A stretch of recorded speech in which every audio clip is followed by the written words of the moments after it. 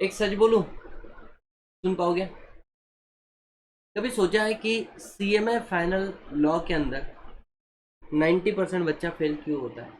मतलब whether you agree और not, first accept the fact. और अगर आपको लगता है जो बात मैं आप लोगों से कर रहा हूँ वो सही है, तो मेक श्योर आप कमेंट में जरूर इस बात को लिखना। Sir, because of the intelligence, गलत। The way they study the law, गलत। The first thing, your mindset. Mindset number one, that law is your secondary subject. कि देखो, मैं आपको प्रॉब्लम बता रहा हूँ, लेकिन प्रॉब्लम के साथ में मैं आपको सॉल्यूशन भी दूंगा कि इस बार ऐसे नहीं होना चाहिए। तो सीएमए फाइनल लॉ का जो सब्जेक्ट है, बच्चा सोचता है this is a secondary subject, I will make sure कि मैं मेरे लेवल पे कर लूँ, as compare to SCM, SFM, tax, CFR, agree. But it is not less important, it is equally important, I can say. Problem क्या है कि इस सब्जेक्ट को सेकेंडरी समझते हो, एग्ज़ाम लिख लेते हो, और उसके बाद में जब रिजल्ट हाथ में आता है तो फिर लगता है कि यार थोड़ी सी मेहनत कर कम गिरी, या थोड़ी सी मेहनत ज़्यादा करनी चाहिए थी। अगर आपको लगता है आप सच्ची में इस कैटेगरी में आए हो तो एक बार मैसेज करना। तो प्रॉब्लम क्या है लॉ सब्जेक्ट के साथ में, मैं आपको बताता हूँ। सबसे पहले, you read the pages, you read the law, forget. You memorize the section and mix up with the another law subject, like GST is also law, tax is also law, इधर का उधर, है ना। And the most important, examiner ने change कर दिया अपना pattern. Last time तो यही हुआ कि अभी तक पूरे पेपर में 2 केस स्टडी आती थी, लास्ट टाइम पूरा paper case study 2 theory question आए। और जैसे ही एग्जामिनर ने केस स्टडी पढ़ा, मतलब आपको दिया, तो बच्चा पैनिक कर गया, लाइक अ हॉरर मूवी कि मैंने एक भूत की मूवी देख ली।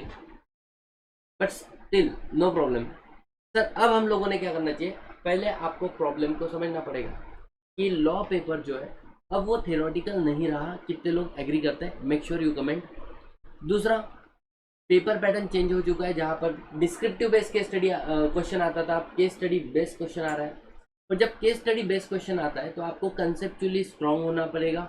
दूसरा, आप जो याद करते हो आप वो भूल जाते हो, क्योंकि आपको उस चीज़ों के लॉजिक याद नहीं है। See very simple, it is just like वो 3 इडियट के अंदर जो चतुर है, उसने एक वर्ड चेंज कर दिया था, चमत्कार हो गया था उसका, डैश। तो बोलने का मतलब बड़ा सिंपल है, कंसेप्चुअली स्ट्रांग होना चाहिए, लॉजिकली क्लियर होना चाहिए, and the third and the most important thing is what, in depth knowledge. कभी आप ऐसा नहीं कर सकते हो कि ये कर लूँ, ये नहीं करूँ, ये हो जाएगा या नहीं हो जाएगा, नॉट पॉसिबल। और अगर आप मगअप करोगे, बेटा वो समय ही चले गया जहाँ पर थ्योरी क्वेश्चन आता था, 10 पॉइंट है, 6 लिख दिए, 5 लिख दिए, and at least you will get something. No, वो 10 पॉइंट में से जो पॉइंट तुम छोड़ रहे हो, माइट भी वहाँ से ही आप लोगों को केस स्टडी देखने को मिलेगा।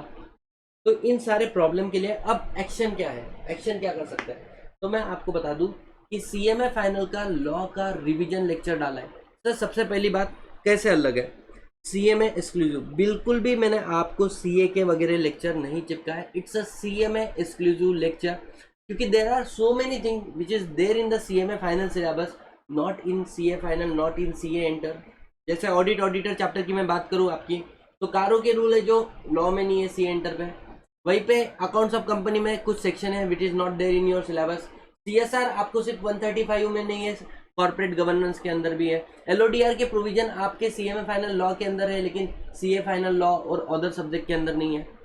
तो जो लेक्चर हम लोगों ने लिए, that is your CMA exclusive, every topic in the same sequence, every section and every tricky provision. ये सब कुछ मैंने क्या किया, आप लोगों को सिंप्लीफाई किया है। सबसे पहले तो कि भाई एक ब्रॉड व्यू देखो, समझो क्या है, उसके बाद में एक्सप्लेन। फिर उसी चीज को मैंने डाल दिया चार्ट फॉर्मेट में, because it is easily understandable. देखो ना, अभी भी चार्ट फॉर्मेट में लिखा है तो वो एक फीलिंग आता है कि हाँ ऑन पेन एंड पेपर है तो हमारे जैसा है। And the most important thing, I made it unforgettable. कोशिश किया एक चीज को 2-2, 3-3, 4-4 बार मैं आप लोगों को रिवाइज करवा के दूं। And the best part, it is free of cost on YouTube. हमारे यूट्यूब पे फ्री में अवेलेबल है। द मोस्ट सेकंड, कंसेप्चुअल है, हर चीज के पीछे के लॉजिक मैंने बताया, तो आपको याद करने में चीजें आसानी होगी। मतलब 185 वैसे याद नहीं रहेगा सेक्शन, बट जब मैं आपको उस एक सेक्शन को लॉजिक में बताऊंगा कैसे एक चीज दूसरे सेक्शन से दूसरी चीज को डिराइव करती है, कैसे दूसरी चीज तीसरी चीज को इमर्ज करती है, और उसके बाद में जो लॉजिक बनता है, देन 185 कैसे 186 से कनेक्टेड है, 184 से कनेक्टेड है, ये सब कुछ जब समझोगे ना आप तो मजा आएगा।